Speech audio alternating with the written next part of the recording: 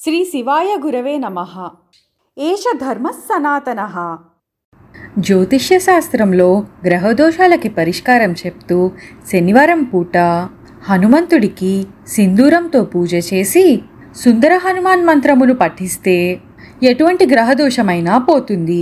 ముఖ్యంగా శని దోషమైతే పూర్తిగా తొలగిపోతుంది.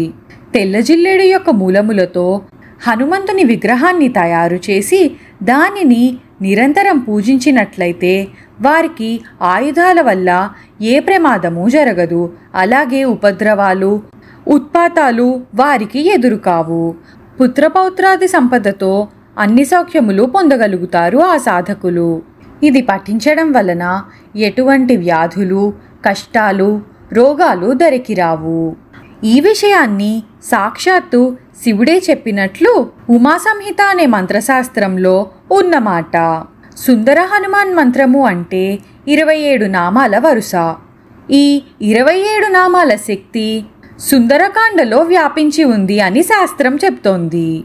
ఈ హనుమన్ మంత్ర శక్తే సుందరకాండలో ఉంది కాబట్టి దానికి సుందరకాండ అని పేరు రావడానికి కారణమైంది. ఇదే ఈ నామాల యొక్క రహస్యం. స్వయంగా బ్రహ్మదేవుడే చెప్పిన నామాలు ఇవి. లంకిణిని హనుమంతుడు దెబ్బ కొట్టాడు. ఆ సంఘటన తరువాత దేవతలు ఆంజనేయ స్వామి మీద పూలవానను కురిపించారు. పూలవాన కురిపించగానే బ్రహ్మదేవుడు స్వయంగా దిగి వచ్చి ఈ స్తుతిని చేశారు. ఈ స్తుతియే 27 నామాల వరుస. ఆ క్షణంలో కనిపించిన హనుమంతుడి లీలా రూపం వేరు. ఆయనలో ఉన్న మంత్రమూర్తులేమిటో వేదములు తెలిసిన బ్రహ్మగారికే తెలుస్తుంది కాబట్టి ఆయన ఈ నామాలతో హనుమంతుడిని కీర్తన చేశారు.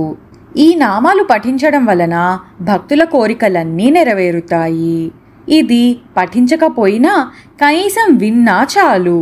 వారు కోరుకున్నది, కావాలనుకున్నది అంతా లభిస్తుంది. సుందర హనుమాన్ మంత్రము.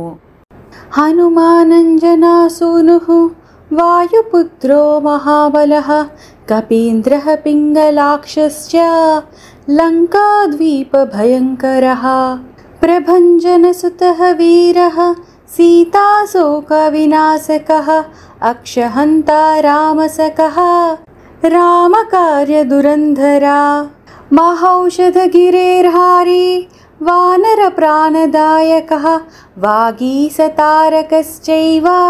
మైనాకగిరిభంజనः నిరంజనోజితక్రోధः కదళీవనసంవృతः ఊర్ధ్వరేతా మహాసత్వः సర్వమంత్రప్రవర్తకः మహాలింగప్రతిష్ఠాతా బాష్పకృజ్జపతాంవరः శివధ్యానపరో నిత్యం శివపూజాపారాయణः.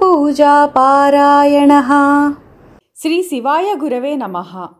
ఏష ధర్మః సనాతనః.